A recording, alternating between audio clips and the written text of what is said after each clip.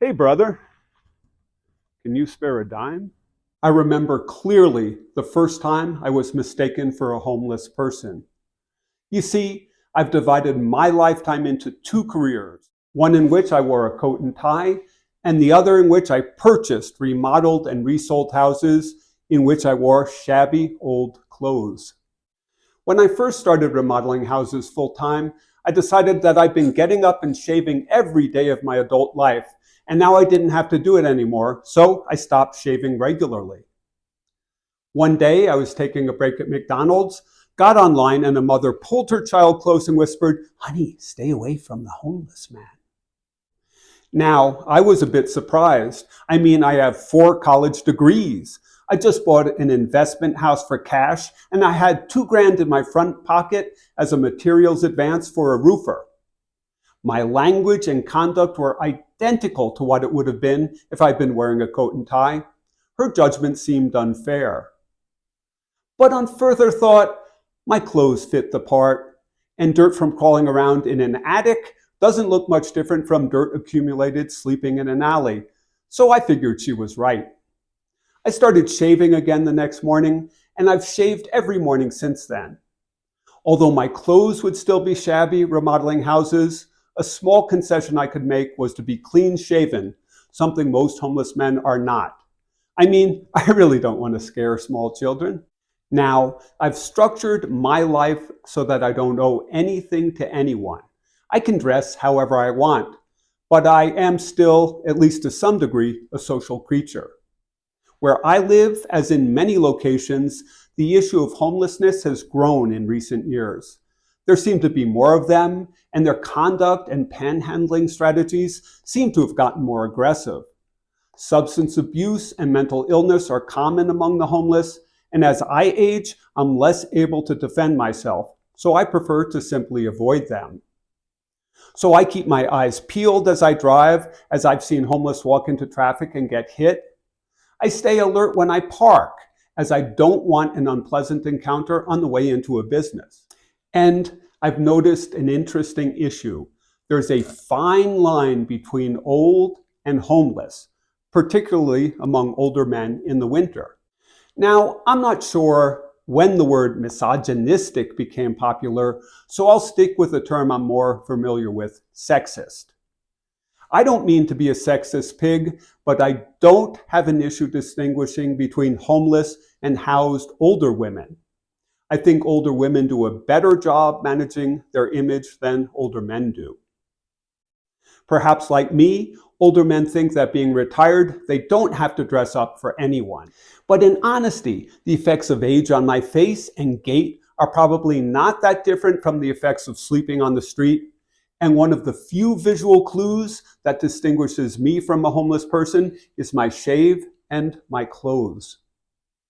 The truth of the matter is, how you dress affects how people treat you.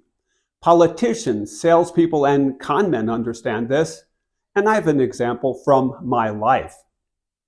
During COVID, my quality of dress declined. I generally wear sweatpants and a worn-out t-shirt around the house. When I go out, I pull on a pair of jeans. I recently switched credit unions and brought a cashier's check from one credit union to fund a newly opened account at another. My intention was to deposit the check at the ATM, but the new ATM card didn't work, so I had to go into the branch to make the deposit. I was wearing a worn t-shirt with a few holes in it and jeans, exactly the same clothes I'm wearing now. When I made the deposit, the teller put a 7-day hold on the entire amount. This was a low 5-figure check. That struck me as wrong and inconsistent with my prior banking experience. And I believe the way I was dressed led the teller to place the hold.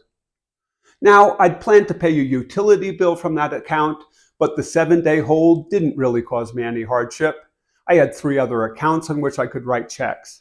But I asked myself, how would this treatment affect a laborer who needed the funds to pay his rent? So I researched the matter and discovered that federal regulations required the credit union to make 1/2 of the deposit available the next business day. Anyway, to make a long story short, I probably spent about 10 hours going to battle with the credit union, making referrals to the regulatory agency, and I eventually got a written apology from the CEO and an agreement they would follow the federal regulations for all customers making a deposit. But the point is, the clothes I was wearing affected the way a business treated me and caused me to lose a number of hours, forcing them to deal with me and other shabbily dressed people in a fair manner. Another example came up as I was taping this video.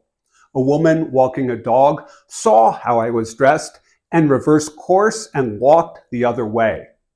How you dress, especially as an older man, affects how people react to you. And noteworthy to me is that these are clothes I still wear, although not in exactly that combination. Now, here's a dialogue I had with myself. So I'm the same person no matter how I'm dressed. As long as I'm not breaking the law, I can dress any way I want, and they can all go jump in a lake. Yes, but the way you were dressed at the bank cost you 10 hours of your time enforcing your legal rights.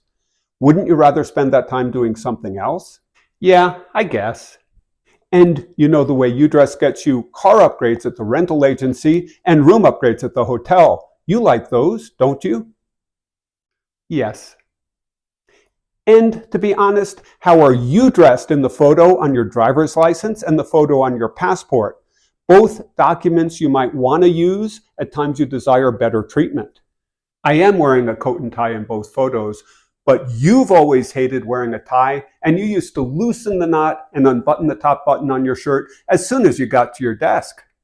True. So let me offer this compromise. I won't dress up, but if I go out in public, I'll wear a decent shirt that at least has a collar, even if it is a flannel. And I can dispense with a coat and tie unless they're really necessary. That seems like a reasonable compromise that can keep both of us on the respectable side of the fine line between old and homeless. Thank you for watching. Say, buddy, can you spare a dime?